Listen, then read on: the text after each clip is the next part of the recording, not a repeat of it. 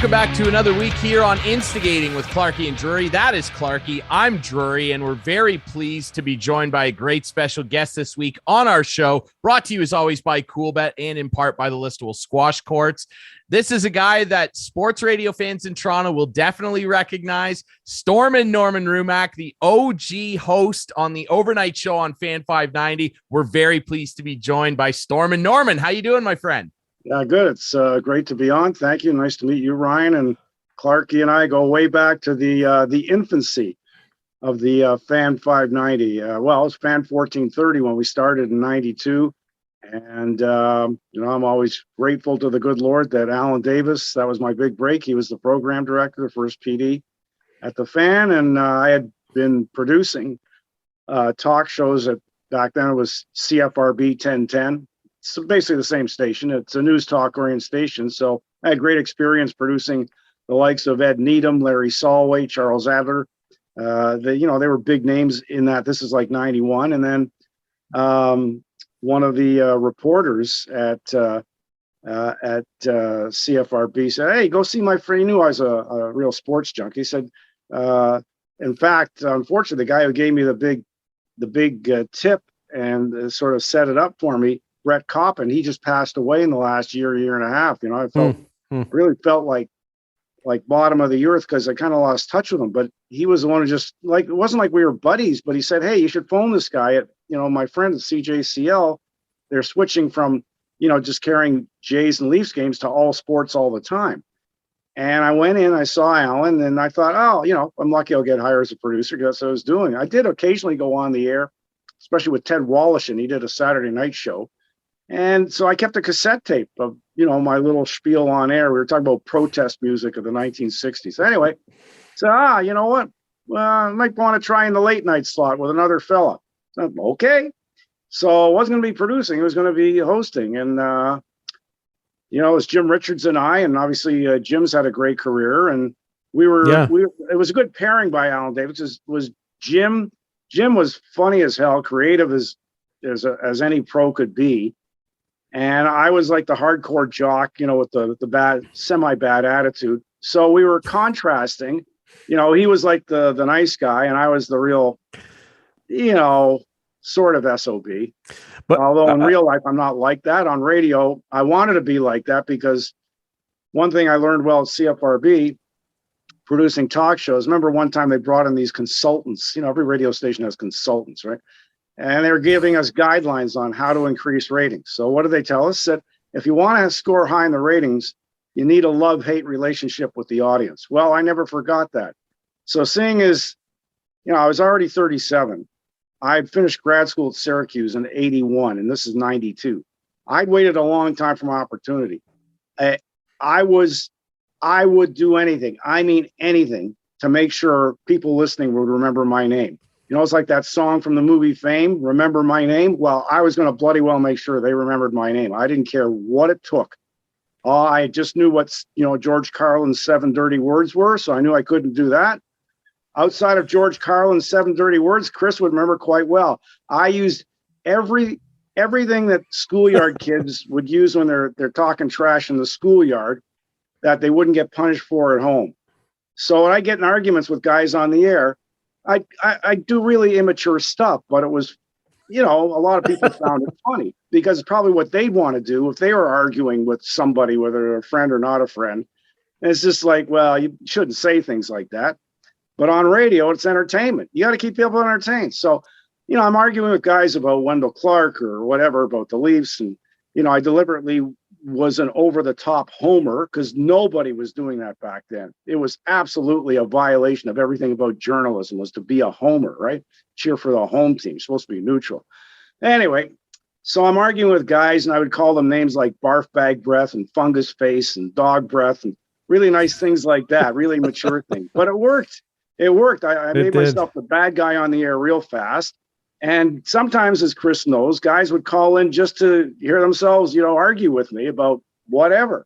Even if they didn't believe what they were saying, they'd call it, trade Wendell or, Wendell sucks or whatever. Syracuse sucks, the usual stuff, right? And so it got to the point, and again, Chris would remember, where before my show started, the lines were lit up because guys were waiting to have a go with me. I mean, some people would call in to agree with me, but a lot of them just wanted to, have some fun and rant and rave. And so we would have these screaming matches, which was great. And thank God for me, Alan Davis loved it. He loved it. Norm. Oh, yeah. Sorry. I know. It's okay. That was the longest answer since I've heard Howard Berger answer a question, but I'm going to ask you another question here. No. That first meeting, I remember it like it was yesterday at I think it was the Acme Bar and Grill when introduced the people, like the hosts and all the producers and everything, to the rest of the staff. There was these two guys sitting in the corner that nobody knew anything about. And when they introduced them, it was like Jim Richards and Norm Rumack. And everyone was like, who? But no, Ryan, I'm telling you, these guys made a name for themselves. Jim, I think, is still on CFRB, if I'm not mistaken. Or is he not anymore? But he was just recently. Yeah, he was there for a long time. Yeah. Yeah. And then, Norm, tell us how, like, the late night vampire. What other monikers did you have back then? You had pretend it's the beginning of a show. What did you say you were again? Because I can't remember them all. It took about a half hour to I know. I know. Actually, there was a few of them. So I mean, shame on me, but it's getting on. I think I may have forgotten a couple, but basically it was so the late night vampire. That's the one that's most memorable. But hold on. Yeah. Do it like you're doing a show. I want to hear it again. Oh, okay. Okay. You want everything that I would do on the show? just your opening. Okay. Hey, everybody. It's I might wake up the neighbors in my apartment. That's fine. Anyway. Do it. Okay. It's early. So, hey, everybody. It's the late night vampire. Starring Arm Rumack. The late night vampire, the lightning rod of controversy, the outlaw of objectivity, the hunter of hammerheads, and the trasher of cheap trash. There you go. I think that's all of them. Now, how did the hammerhead? We had the hammerhead alert. We played a siren, I think, when the hammerhead alert. And I remember one particular night. I think you were doing the show in what was the bar, Garduni's or something? It was down near Maple Leaf Gardens. Oh, that was Boosters. And Hammer Lick. Yeah, that's right. Something huge. Hammer Lick. What happened there? Something with Wendell. Yeah, right? I think that was around 94. I think he took a run or a shot at Doug Gilmore, something like that. Yeah, it wasn't like he didn't hurt him, but he took let's say it was some kind of a cheap shot that was worthy of a penalty. So we were at Boosters. So of course, I'm doing my Go Leafs Go thing, and anything I would do pro Leafs, I could get I wanted the audience to chant. So I started chanting Hammer Lick, because it was poetic. Robin Hammerlick of the Islanders. So so I got everybody chanting Hammer Lick. Hammer Lick, right? The whole bar was going, Ryan. It was crazy. And then one thing they used for a promo was when you remember at Boosters on a Saturday night, Wendell was the guest. It was perfect. Yeah. So I remember I did this intro that they played as a promo for a couple of years. Like, I want, okay, everybody, this guy's, I remember exactly how it started. This guy's put up with a lot of crap, way too much crap. I want a warm standing ovation for Leaf Captain Wendell Clark. And then I got everybody chanting, Wendell. They turned that into a 30-second promo on the band. It was great. Somebody put a little echo behind it, and it was funny. So, those were, it was so great, like initially, especially when we're, sort of low. I'm not knocking anybody. I'm just saying when we were owned by Telemedia. Yeah. Chris, I'm sure you agree with this. It was like, I don't know of any other job where, like I finished my show, I couldn't wait to get to work the next day. It was like working at the closest thing I give is like a summer camp. It was like, I listen to guys on other shows talking about me, what I said, and I write down their name and what they said, and then I play it back to tape, and then I give them a couple of shots. And, we had a really good team spirit. I mean, even Dan Schulman would sometimes, when he was on the afternoon, he would play back some of my zany calls. I mean, it was a great team spirit. It was a great group. We were competing with each other for sure, because that's the nature of the business, but it was just a fun place to be. Alan Davis would come in, he'd be laughing his head off during my screaming matches. He'd be sitting in the studio, right? And I was like, it was, and like I'm saying, it was such a good time to be there when we all got started. And then for the whole time, Telemedia owned it, because like they gave us the freedom to, as long as we stayed within certain rules, to do what we wanted, to be creative. And Alan, as you remember, Chris, Alan had two very simple rules, very simple, easy to follow. A, don't embarrass me. B, have fun. Like, what more could you ask for? What more could you ask for in a boss than that? Yeah, for sure. And at some point, Norm, and I don't have the best memory, so I can't remember everything, but at some point you peeled it back. You weren't that raw guy. And I remember talking to you about it, and I disagreed with it. Something happened somewhere along the way. Tell me what happened there. Yeah, you mean in terms of just being more toned down? Yeah. Yeah, well, I'll tell you, it's an interesting, I had a conversation with Nelson, and it really stemmed out of him wanting me not to be, actually, even two guys actually kind of turned me in that direction. One was Nelson Millman, but even before that, Bob Makowitz. Bob didn't want me to be a one-trick show. Okay, for a couple of years, fine. But just to yell and scream at guys, it's kind of like, Chris, it's kind of like some of the rock bands from the 60s, the bubblegum bands. You get caught up in a genre and you can't, or like actors, they do one or two shows like, oh, well, you're a bad guy or you're a good person and you can't escape it.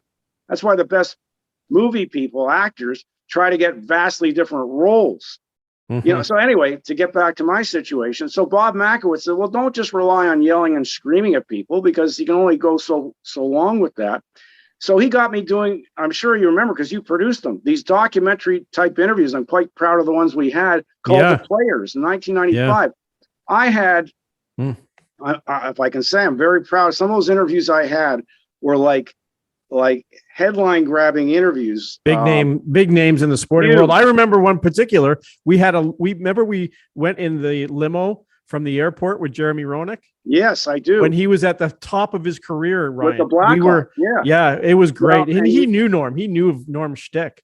And he was like, yeah, I'll do it. We just rode. We said, hey, we'll take you down to your hotel. And we met him at the airport and we recorded all the way to the hotel. That's right. Wow. The recording device was so good. We even heard the bumps in the limo going on the highway. Yeah. But it was a friend of mine who's unfortunately passed away. My biggest sponsor, Jeffrey Neiman. You remember? Right. Oh, I didn't know. Yeah, he was at Universal Studios. He was an executive with Universal Studios Canada. So he had these great connections. He treated me like a brother. Like, honestly, in my life, I'd be lucky to ever meet someone like that. He treated me like a brother, sponsored everything I did. He set up the interviews. He introduced me to Jeremy Roenick and Chris Chelios because he was doing some sponsorship with them, and he set up a charity with them when they were both in Chicago called Jer and Chell's Kids, obviously a kids charity.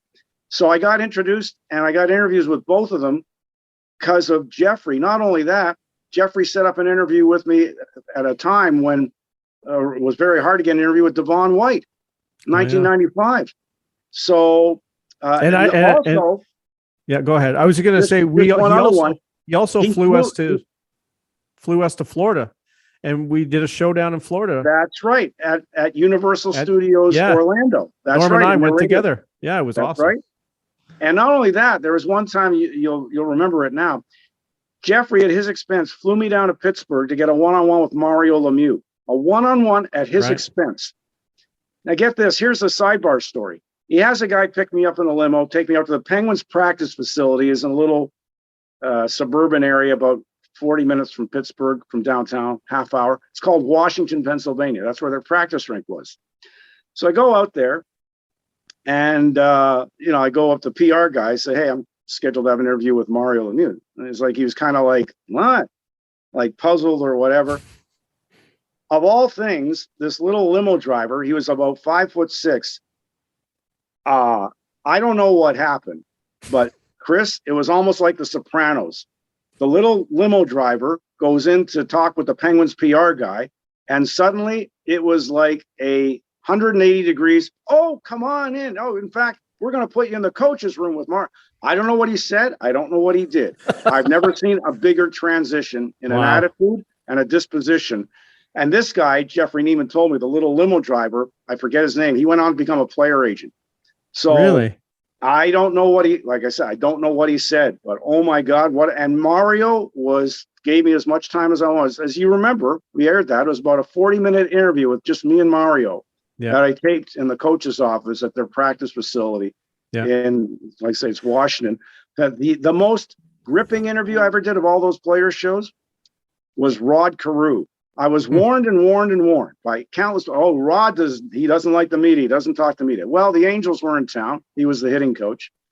Just for I knew, because I did I found out that one of his girl, he had 3 daughters. The middle one had passed away this is in 1995, had passed away within the previous 6 months from leukemia. So I just went up to him and I offered him, my sympathies and condolences. And then I just asked him, do you think I could talk with you about that, about what you've been through? And he gave me, it was close to an hour interview talking about just about that. Nothing about baseball, nothing about him being a Hall of Famer, strictly about losing his middle daughter. Back then, they were just starting bone marrow transplants.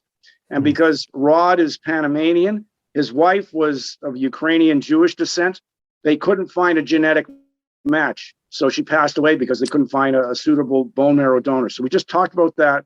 He was incredibly composed. But it was like, I'll never, ever, ever, I don't think I'll ever again get an interview like that. And I think, if I'm not mistaken, you talked to Paul Molitor quite a bit, and I think you're still friends with Paul, aren't you? That's right. Yeah, he actually joined me on a podcast I do just about a month ago. But Paul came down to the studio twice to the studio on Holly. He didn't have to do that. Twice to the studio on Holly Street. And we talked in depth. And he was in a union. He was a top union executive during the strike of 94. And he talked about in that interview, and again, when I had him a month ago, how much as a union executive he regretted that strike. And because everybody across Canada remembers, and in the States, there's a good chance the Expos could have won the World Series, got to the World Series and won it. So he still has deep regrets about that baseball strike. Yeah. Ryan, talking about all this stuff, it was just an incredible time. It's so much not like that now. And I don't know. I don't think it'll ever get back there. It's funny you say that, Clarky, because I'm still, by most people's standards, a young guy in this industry. And I wanted to ask you about that, Norm. Obviously, you had such a long, great career at the Fan, and you talk about just how open and fun and wild things were back then. Do you think that, the radio industry really at large, but it's even seeped into the sports side of it too, like, that's kind of gone a little bit now. And it really is a shame. It just feels like, I guess the most succinct way I can put it is everything feels so corporate. Everything feels so corporate, Norm. Yeah, there's an easy, from my perspective, I don't know if you guys agree, easy explanation for that. Okay, without not taking shots, I'm just telling it as I see it like it is. Well, most of the media outlets are owned by Bell and Rogers, right? Especially the sports ones. Now, keep in mind, Rogers, especially, they got their name on almost every arena. Is there any arena that doesn't have the name Rogers in it? I mean, it's to their credit. They paid the money for it, right? They bought the NHL broadcast rights for $1 billion, right? They and Bell, by the way, talking about the Maple Leafs, they'd be 2/3 owners of the Maple Leafs, along with Larry Tenenbaum, who's the other, big piece of the ownership. So obviously they control just about everything. And if I'll do respect to our colleagues who are still working in the media, if I know who's signing my paycheck, I've got to be careful, what I'm saying. Back then, you didn't have to worry about that. Now, put it this way. The Maple Leafs right now, I'm just veering off for a second. They're playing well. They had a slow start.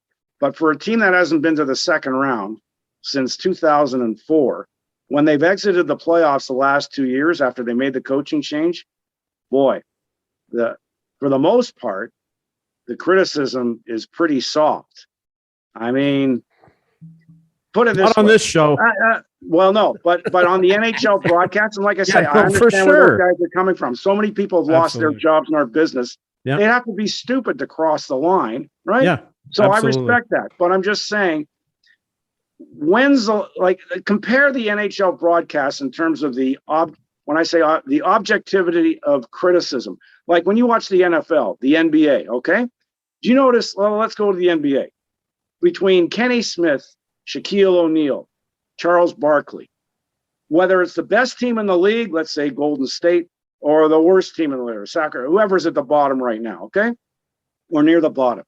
Do you ever notice them holding off any kind of criticism for any player, or any team, Like when Kenny Smith goes to the big screen there, he'll point out what players did well. He'll point out what they messed up and why.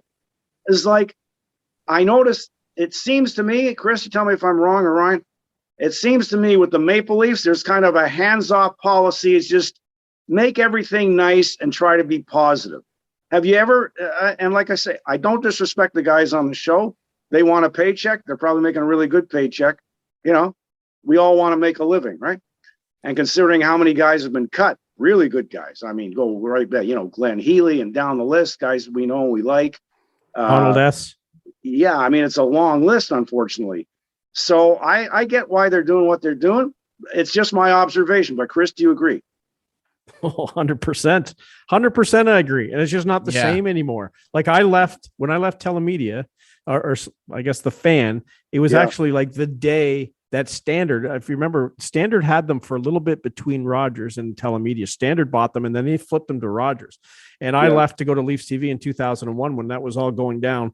And everyone I talked to, Norm, just says, it's just not the same. Definitely not the same now. I think I don't want to. It's not entertaining. I think we do what Ryan and I do. We have more fun than they do. You're right. Yeah. It's Manila. It's not controversial. Those guys will tell you that they don't think about that censoring but I call their bluff on it. They definitely do, but they know where their bread is buttered, right? That's the bottom line. So I understand where they're coming from. Yep. But it's not entertaining. No. And if you compare it again to the NBA and the NFL broadcasts, they tell it like it is. They're not there to kiss up or be friends with anybody or, be nice to one team over another. They're analyzing it like most fans would, except they have way more knowledge and insights, right? Yeah. So if you watch and compare the NFL broadcasts, the NBA, and contrast those to the NHL, and I say, I'm not taking shots at anybody on the hockey broadcast because there's very few survivors anymore. And so, they have a right to make a living and do the best they think they can. So that's why they're doing it. But is it entertaining? And quite frankly, to me, as a fan, I appreciate more of the NFL, NBA directness. I mean, you can agree or disagree, but I think for the most part, they tell it like it is and they do it accurately.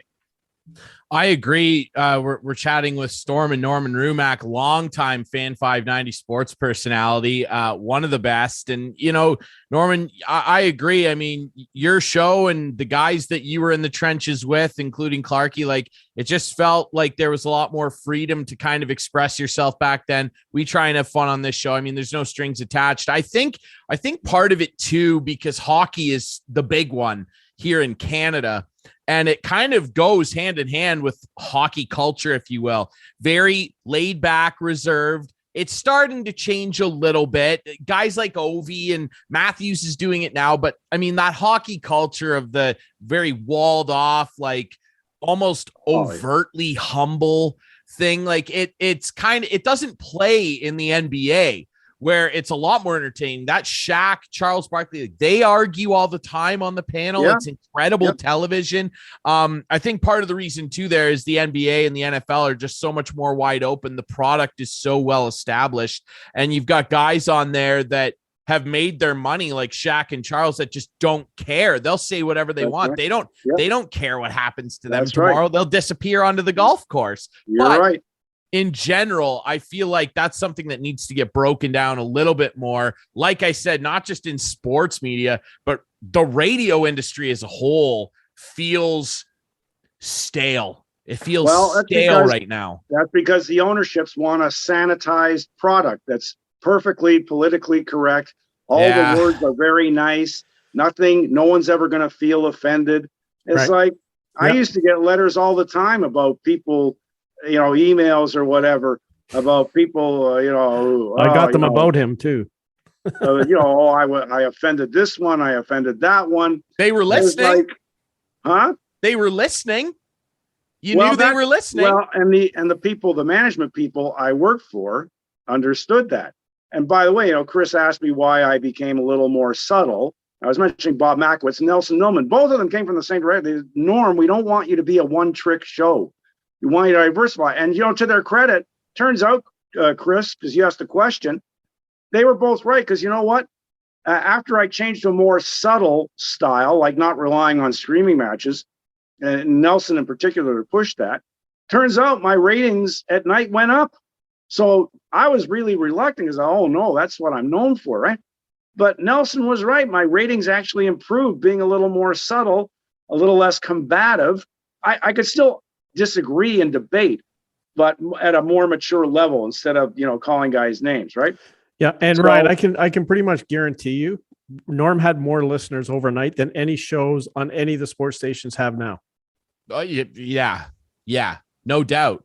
Like, just guaranteed. The feel of it is so much different. Like Overdrive, we love Overdrive. Might be good, but like, we love Overdrive now, but they're the closest thing that we have to that feeling.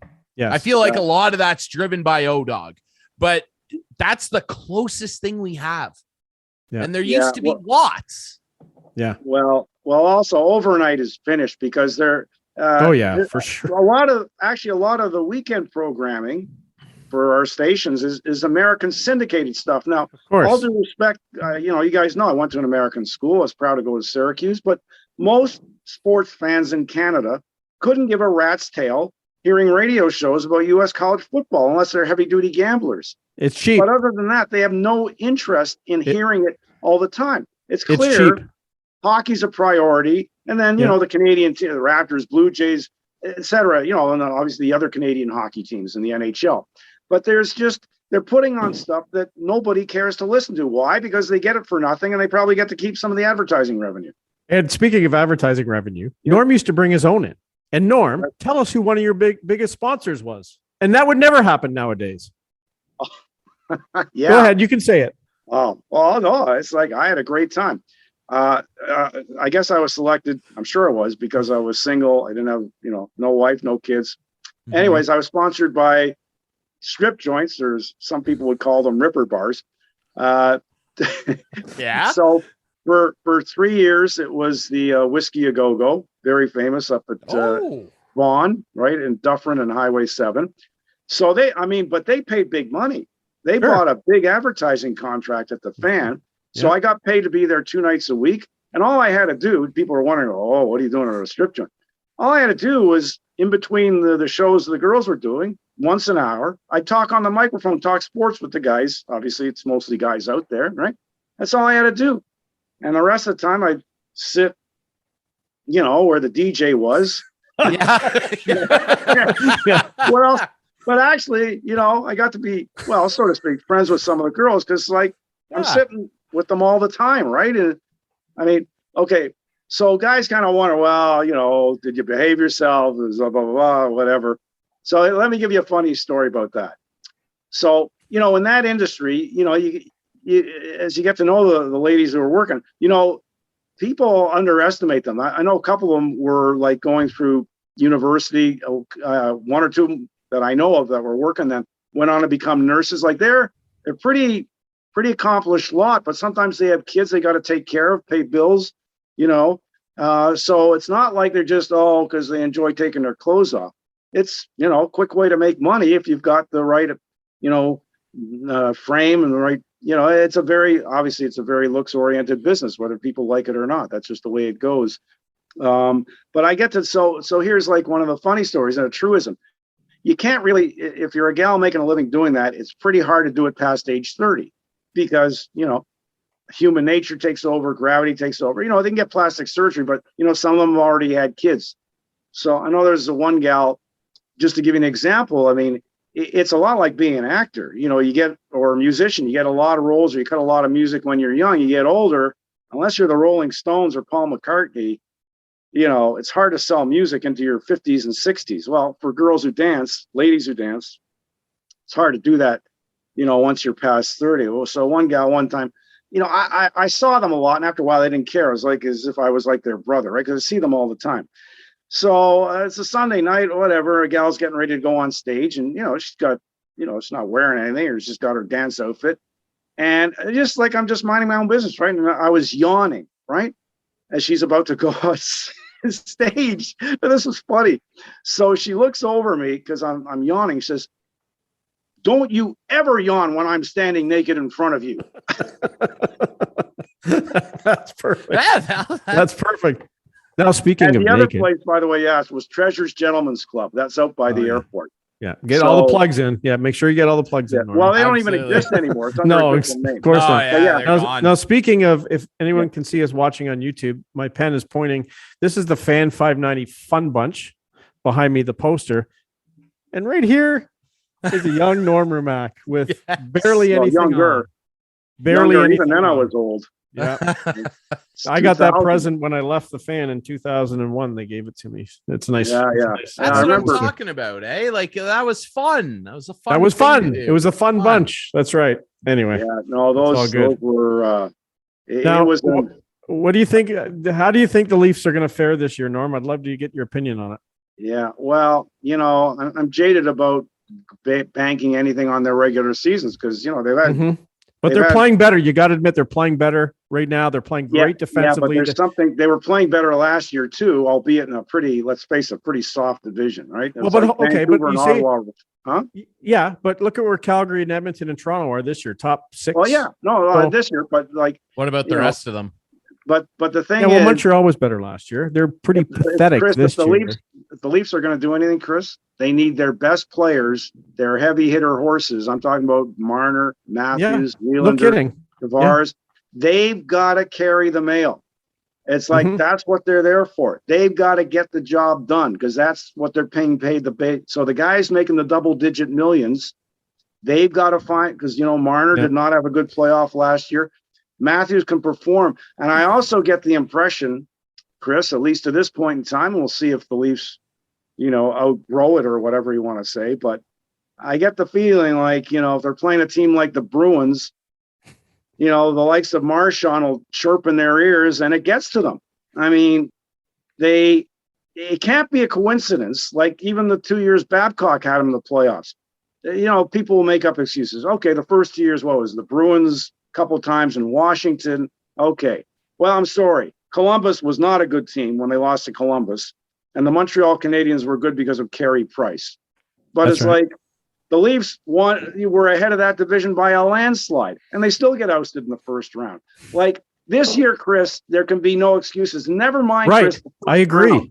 Never mind the first round. They've got to go on a run. Like, in other words, at least put on a 7-game show in the second round. At least. I agree. However, let me ask you this question, Norm. I'm polling every guest we have on the radio, on the air.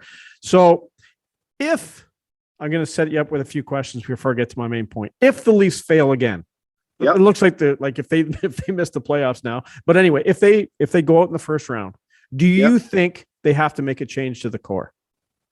Well, they have to change something because there's something that's not clicking. They need, it's like, you know what? My friend, Mr. Devellano, has given me a few classic examples because, I even talked to him now. He can relate to it. He said, the Leafs, with their playoff drought kind of reminds me of my Red Wings. He means, the first 4 years. They had Yzerman, Fedorov, had a lot of great players, right? And they had those hiccups against Toronto and San Jose. Remember when they are already a cup contending team, the 93 and 94. But anyway, I'm just saying is like they have to do something. They'll have to do something, right? They'll have to do something. When the Islanders were struggling to get to that next level, they brought in Butch Goring from LA. What happens? They win 4 Stanley Cups. Okay. So here's my point. Yeah. If they had an opportunity to trade away and get the first pick overall this year, would you get Shane Wright? Shane Wright, who's all indications going to be another great hockey player. And you can free up $10 million on your cap and maybe go out and spend it elsewhere with a couple other players. Would you entertain trading if Phoenix, because you're probably thinking how are they going to get the first round pick? Well, if Phoenix finishes last and wins the lottery, who they'll probably want, right? Arizona. Would you entertain trading Austin Matthews for the first overall pick? No. The reason why, Chris, the reason why is the Leafs know the Leafs know they owe it to their fan base. They've got a team on paper that can contend for the cup. And if they take what's perceived as a step backwards to maybe any kid, it takes time. I just gave the example of the Red Wings and the Islanders with their playoff hiccups. I mean, they had Hall of Fame rosters. Toronto has potentially that, but you've gone this far. They've got to take a run at the cup. So if they're going to add anything or move somebody, it better be for someone who can help them like today, this week. Not but you're adding a guy who will play. You're adding a guy who will play next year. Yeah, but no guarantee he's better than Matthews. But you have $10 million now to play with, getting other guys. Matthews is not better than Matthews. Matthews is a franchise player with 2 years left on his contract. Well, I don't think he. I'm sure he loves Arizona, but I don't think he wants to play for Arizona. It's like there's no way. Like there's just no way. Yeah, but he's gonna. But they're gonna think he's the savior. The savior of what? A cactus? They suck, Chris. I'm not disputing they suck. They won't pay them. They can't even afford to pay their own employees. They're going to pay $11.6 million. Chris, you know what they should do with the Coyotes? All due respect, that's a team that should be moved to Quebec City. They got ready-made. Oh, no kidding. Of course it should be. Or Hamilton. Yeah, well, no. Hamilton, Toronto. Actually, Toronto is the place they should go to. Quebec has an arena. Toronto has an arena too. Yeah, okay, but Quebec City would instantly, I don't have to tell you, their rivalry, still, that rivalry with Montreal in the mid-'80s, honestly, Chris, name a better Canadian, other than Edmonton and Calgary in the 80s, Quebec City, Montreal. Oh, yeah, for sure. That was hockey warfare. It was awesome. Yeah. Absolutely. Fantastic. And Patrick Roy will be the coach, but maybe. Yeah. So I'm down 2-0 here. Yeah. Thank you very much, Norm, for being sensible and agreeing with me. Norm, I know you got to go soon. I want to ask you quickly, and Clarky will hate this. Is this soccer? Is this because he's wearing a Chesley or it's Chelsea his favorite sport? Yeah, Clarky loves soccer. We've established that. Now, I noticed when I followed I'm going to you yawn, on Twitter but there's tonight, no naked girl in front of me. Well, I noticed when I followed you on Twitter tonight, and you're wearing it now. Your Twitter profile says Chelsea till I die. Well, I'm here to tell you, my friend, that I am on that train. I am a huge blue blood. I love Chelsea, and so I want to fire a couple of quick fire Chelsea questions your way. Okay. Right. First things first. Your favorite Chelsea player growing up? Who was the guy that dragged you in? For me, it was Didier Drogba. Well, yeah. I mean, Drogba. He struck fear in opposing players. And I mean, that obviously reached a climactic point in 2012. Bayern Munich. I don't have to tell you. We were down with 2 minutes, down 1-0, 2 minutes to go. Drogba positions himself on a corner from Juan Mata on the right side. Greatest header of all time. Well, yeah. And then the final penalty kick. It was like poetic justice. Because Chelsea had some hiccups in Champions League finals against, you remember, I do, 2008, Manchester United. Don't talk about that. When John Terry slipped on, it was raining in Moscow.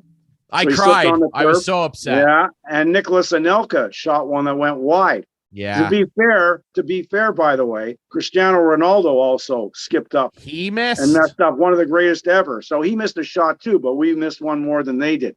So that one stung big time because we could have beat those guys.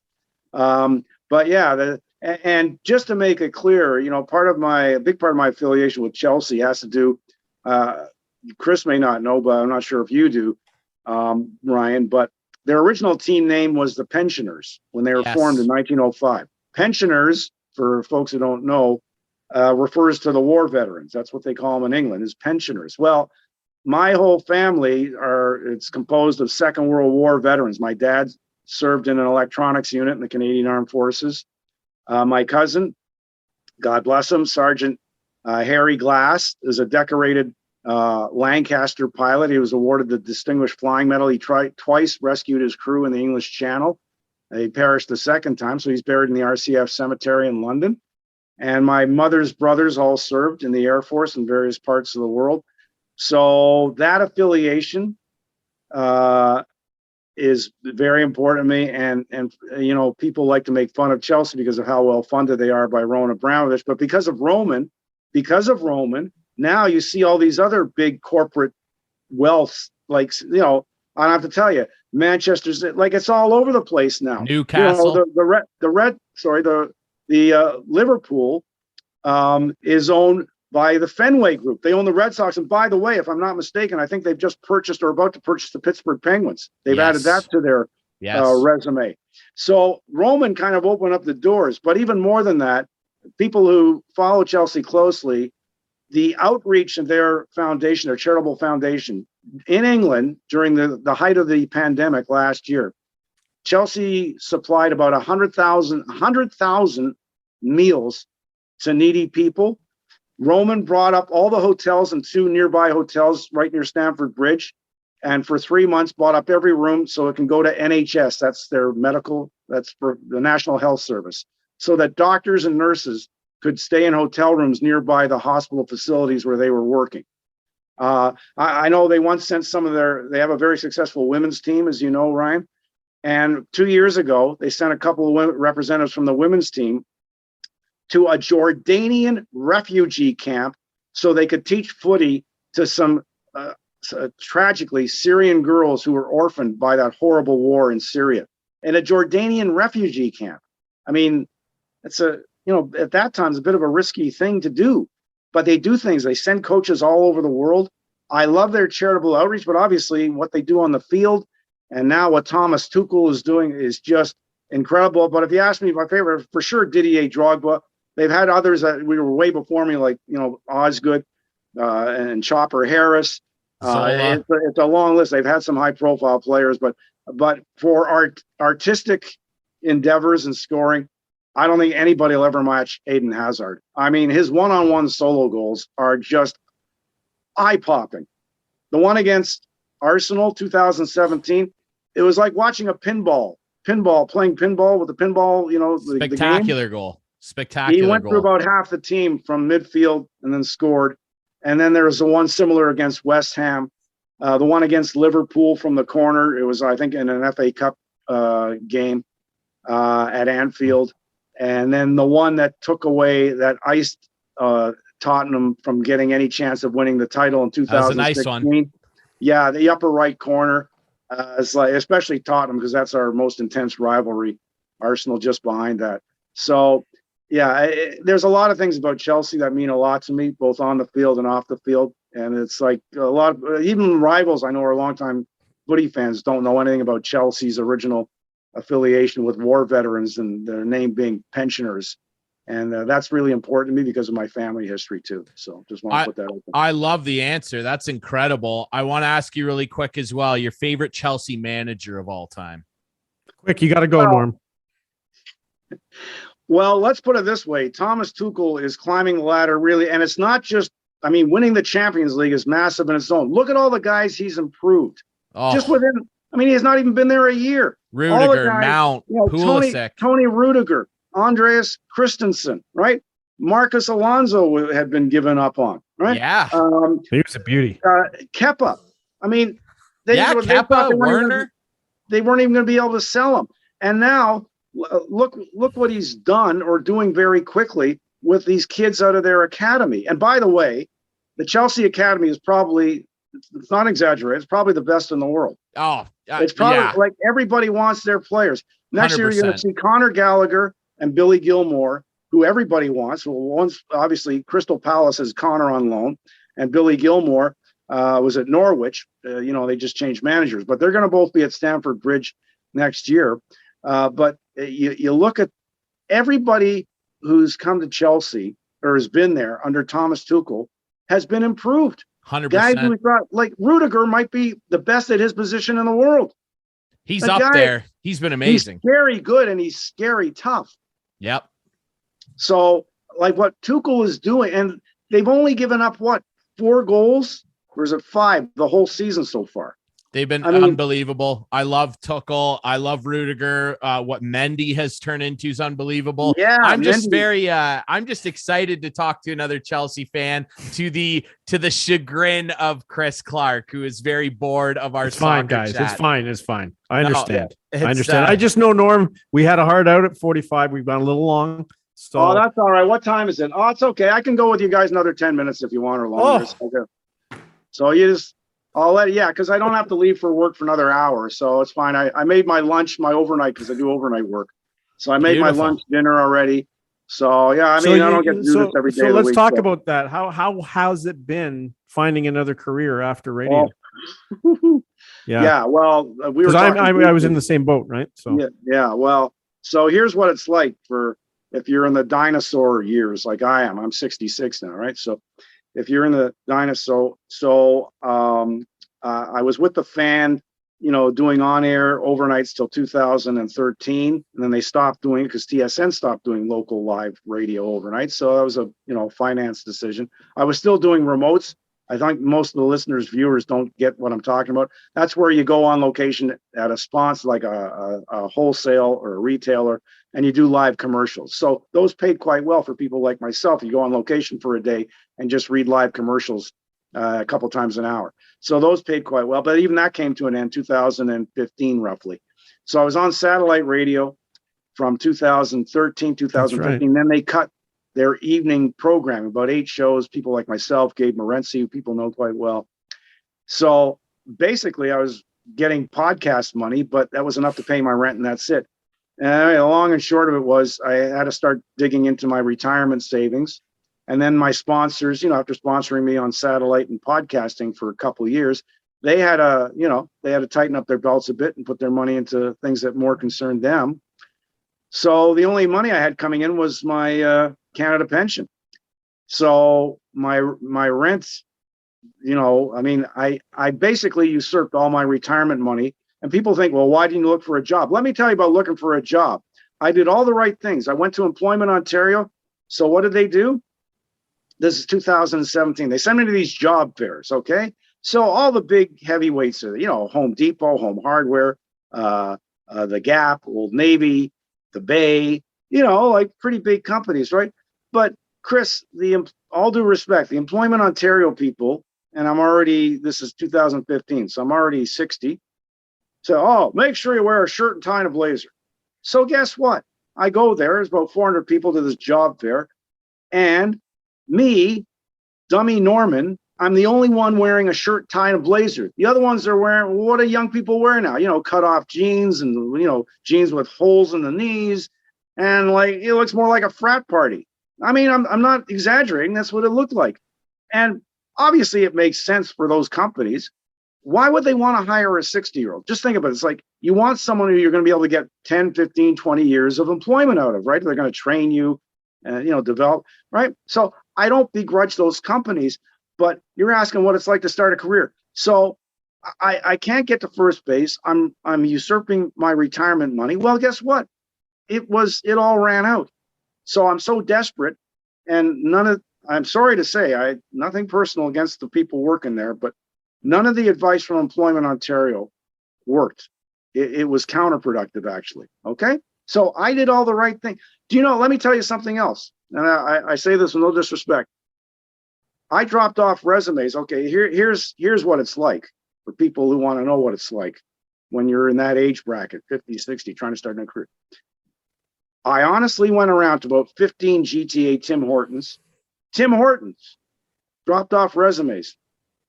The one, and people will know this one, the one in the Young Finch subway, there's 2 located when you get off at Finch, right, in Toronto.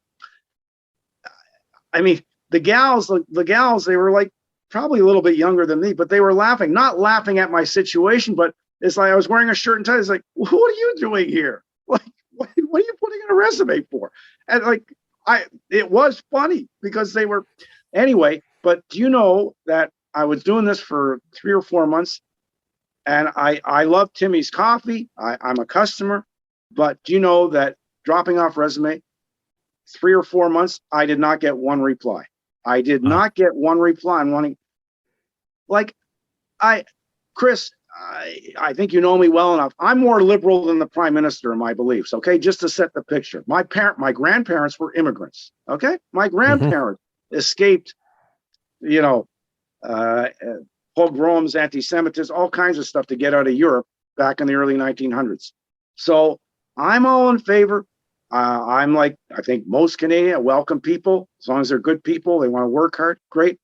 But I'm born and raised here. My father served in the Canadian Armed Forces in World War II, and I can't get an email or an interview. It's not right. It's not right. So eventually what happened out of just sheer luck, I'll credit the good Lord. I'm on the subway train. I see a sign on one of the subway trains for YMCA career counseling. So what happens? I go, and I'm almost usurped all my retirement money. This is July of 2017. And I'm with a lady, actually, talk about immigrant. She was a recent immigrant from South America. I can't remember if she was Chilean, Colombian. But Chris, within 15 minutes, she had me connected to a security company. And furthermore, it wasn't a lot, but my tuition to get trained by the company for a week was like $250. The YMCA, they knew my situation. They spoke to my bank manager. They paid for it. Nice. And then I went through the training, got my license, and I've been working with the same company now for more than 4 years. But so I asked myself, well, why couldn't I get that advice when I started looking in January 2017, instead of wasting my time and look, Chris, there's people way worse off than me. I don't want to go overboard with this. I've got my health. I've lost some friends who passed away who are younger than me. So I don't take that lightly. Thank God I've got my health. But I look back as like, you mean I had to go through all this and my situation could have been resolved. But it stung me that eventually, when I got hired by the security, I got an email from Timmy's. Now, again, I love the company. I love their products, but I just can't figure out, like, I hope everybody who comes to this country gets a job, has a great life, but I'm born and raised here. My parents born and raised here. Why can't I get the same opportunity back then when I was desperate? Why? Yeah. Is that a fair question? Absolutely. It's a fair question. It absolutely is. And, Norm, I'm glad you landed on your feet and you're doing well. So am I, for sure. Yep. It's weird. I love this country. It's the best place in the world to live, in my opinion. Agreed. But there are definitely some things that need to get sorted out and need to get fixed here. Like, everything is not perfect, especially in the employment world. It's a strange landscape out there, like, without even mentioning things like the housing market. I'm grateful to God that I live in Canada. I see what goes on elsewhere in the world, or sometimes south of the border. And like I said, I'm proud to have gone to an American school to Syracuse. I've got relatives and friends down there. But when I see some of the things, these mass shootings and other stuff that went on in that riot at the Capitol, is like, I thank my lucky stars every day, every night that I live here and that I'm a Canadian citizen. And yes, I've got some issues with things that I've gone through, but would I trade Canada to live any other place in the world? Not in a million years. Not in a million. I love my country. Yeah, it could be better, as I pointed out, but do I love my country? I do anything for my country. Yes. Yeah. 100%. Absolutely, Norm. We really appreciate you doing this. Thank God for sports too. Thank God for Chelsea. Yes. And we really appreciate you doing this, man. You're one of the best. We'd love to have you on again sometime, talk a little more soccer and upset Clarkie. And we really appreciate this, my friend. Thanks so much for doing this, eh? Yeah. So Clarkie, would you like me to get you a Chelsea kit? Yes, let's do Can I sell it on eBay? No, you have no. We're gonna get you a John Terry I don't even kit. understand. I know what a kit is, but why do they call them kits? Can't we just call them uniforms? Just like over there, they don't call it a roster; they call it a squad. They don't call it a field; they call it a pitch. Yeah, right. 0-0. That's all I know. It's usually 0-0. It's never 0-0. Chris, if you say soccer and you're in England, you'll get arrested. I know.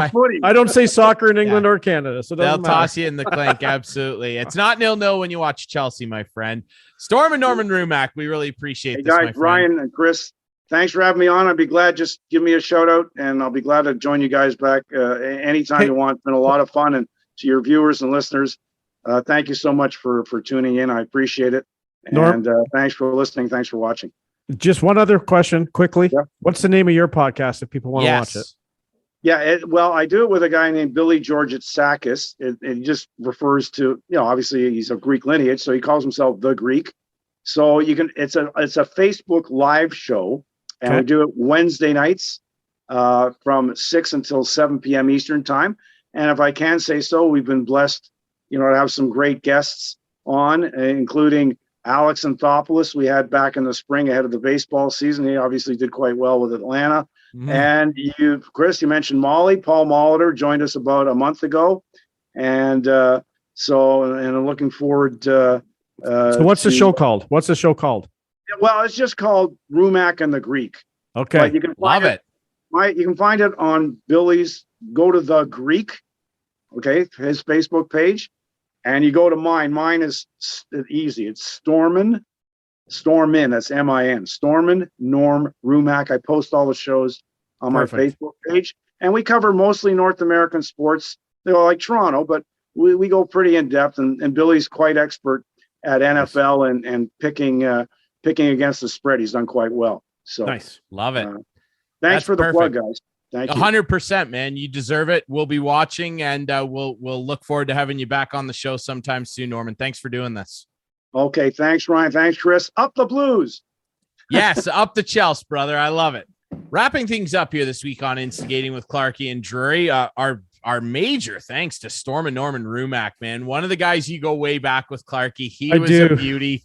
Glad to see that guy's landed on his feet. He was one of the best on Toronto sports radio. And, you know, hey, Clarkie, like we both have an affinity and a love for certainly your long time in the industry, my current time in the industry. The industry is fun. I really hope that when people hear, you know, these takes we have and everything, that they don't get discouraged if they're passionate about chasing a career in the industry. But the industry does have a lot of problems right now. Like it's not right that someone like Storm and Norman went through all that stuff, you know, and it's, you know, I find he was sort of caught in between.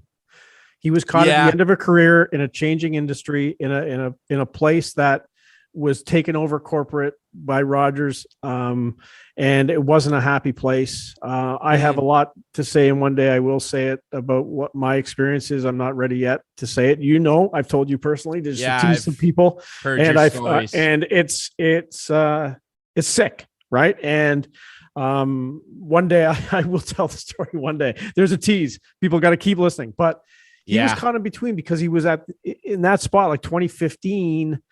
Podcasting hadn't really started, and it was like, you know what I mean? Like it just wasn't where it is today. Hadn't exploded like this. Hadn't exploded, and it's definitely changing.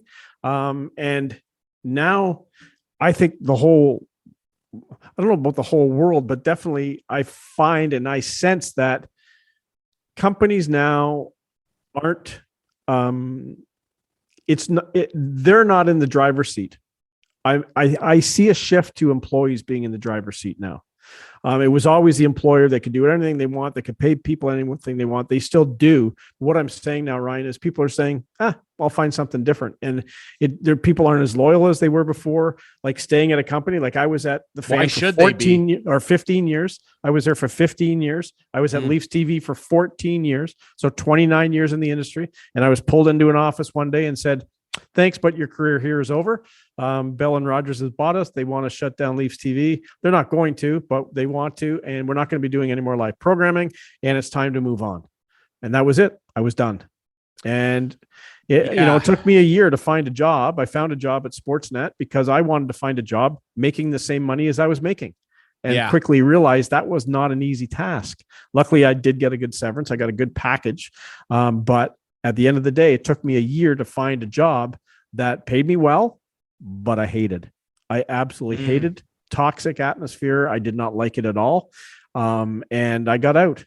And I got out on my own terms. Came out here to work in Wingham and worked there for 6 years, 4 of which I was the production manager, as you know, and then the last 2 in sales. And then COVID hit, and sales obviously took a hit. And then I had a good relationship with Larry Hudson's and was offered a job there. And I feel I'm a little lucky because I walked away from the media industry on my own terms at the end. And most people don't get to do that. I did. No. I had a choice, and it could be stay in radio and stay in sales or move over to Larry Hudson's. I love it. If anyone's looking to buy a car or truck, please give me a call at Larry Hudson's. I love the job. I love the people. They treat me extremely well. And I can see doing this for another 10 years before I retire. So that's the good news. Absolutely, man. And it's somewhat discouraging a little bit, you know, to hear somebody of your stature that went through all those it doesn't get much higher level, certainly in the radio industry, than Fan 590. Certainly at the time, they've definitely had some challenges, we'll call them, in the last few years. But I don't think they want a guy like me, though. Like, to interrupt, Well, sorry, but I don't think they want a guy like me anymore, because I wouldn't want to hire who they've hired, and I think it's all due to being cheap now. Well, that's too bad, and because you listen to some of their shows and you're like, this is all they can do. Like, with all due respect, it's terrible at times. Hey, you make your bed and you lie in it, don't you? Yeah. And we try and tell it like it is on this show as much as we can. I'm not, like Norm said, being critical of anybody in the industry that I happen to, respect to a very large degree. But I feel like we can we're doing our own thing here. Do I want to go further in the industry and take another step? Yes. Do I love doing play-by-play and color with the Guelph Storm with Rogers TV? Yes. It's been a thrill of a lifetime to be able to do that in the best junior hockey league in the world. But the industry is a little scary. But I agree. Yeah. I think that there is a shift in mentality for people where they're going, well, I can get, or on the other side, offer a different style of more down to earth, connecting with fans entertainment that I think a lot of sports fans are craving, next to some of what I would call the vanilla presentation of what's going on at major media companies. I'm not near as entertained by some of the things on offer from certain companies as I was when I was a kid. Right. Things are very different now. There are personalities that are gone that shouldn't be gone. Yeah. And it's a weird industry, man. And it really feels unfortunate that a guy like that went through what he had to go through. It's tough. A guy like Nor, it's not right. And there was times when I thought, in 2015, like, what am I going to do? Like, what am I going to do?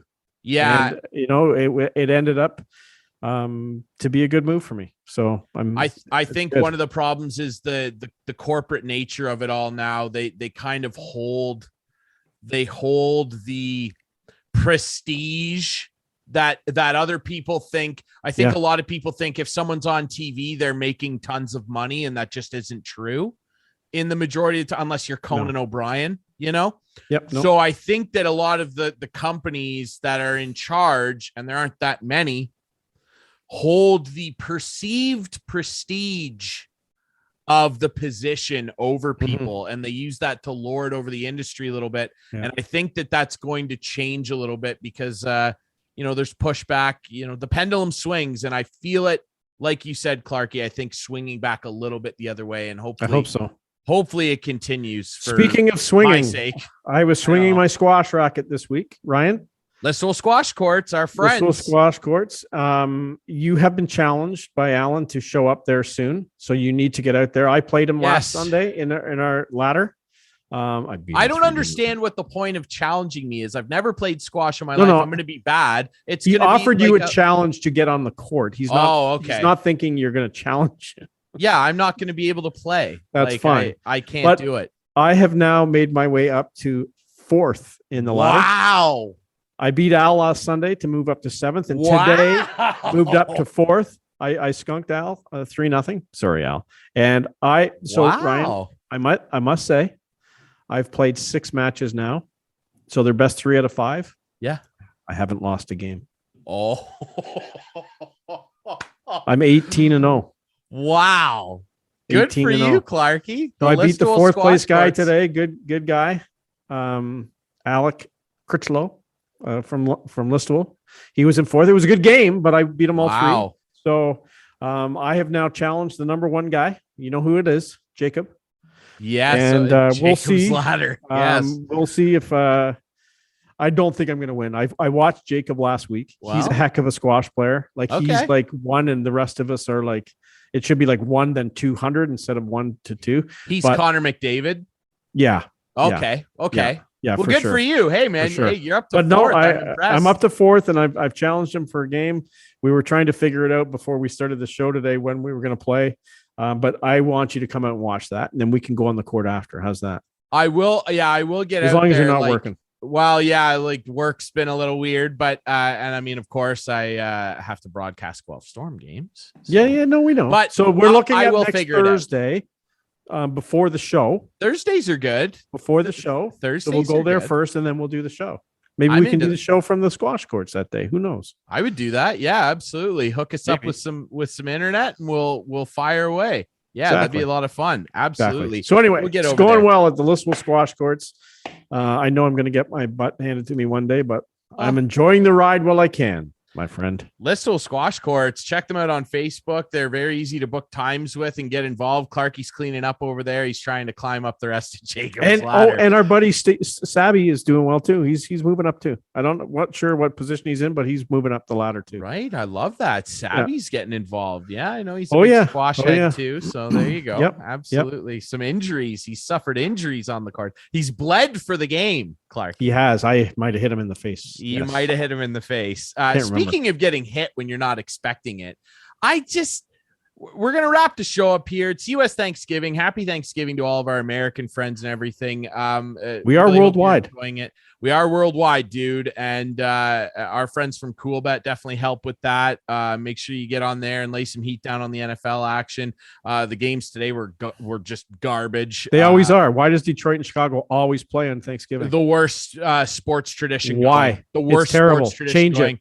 Yeah, move they on. Have to change that. It's a joke. I would rather see Bills Patriots every Thanksgiving Thursday. Like something, yeah. Lions Bears. Ew! Talk about getting hit in the face. Now I want to just quickly say something. We do this a lot. We'll do it again because they keep doing this. NHL Department of Play. What is the point of any of this? And the new whenever they get a new CBA, the Players Association have got to stop doing this thing where they defend perpetrators and whatever. I understand you're a Players Association and everyone's a player, but some of the stuff going on right now, the fines. Enough with fines. Start pairing fines with actual suspensions or the forfeiture of salary, make them more for games missed. This is so stupid.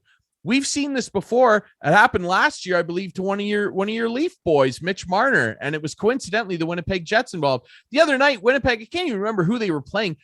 Empty net. They go, the other team scores to seal the game. Josh Morrissey hauls off and Paul Bunyan two hands, the guy putting it in the empty net. The game is iced. It's over. And he just annihilates the guy in the leg. It was so embarrassing. He got a $5,000 fine for that.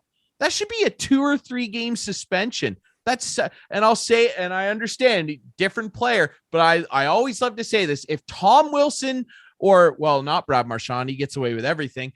If Tom Wilson or Nazem Kadri did that, it'd be 50 games. And yeah, they're repeat offenders, but my God, what an embarrassment that is. Mitch Marner, Neil Pionk, or as our friend Dark Guy likes to refer to him as, Neil Boink, did the same thing to Mitch Marner last year and got fined. Suspend them.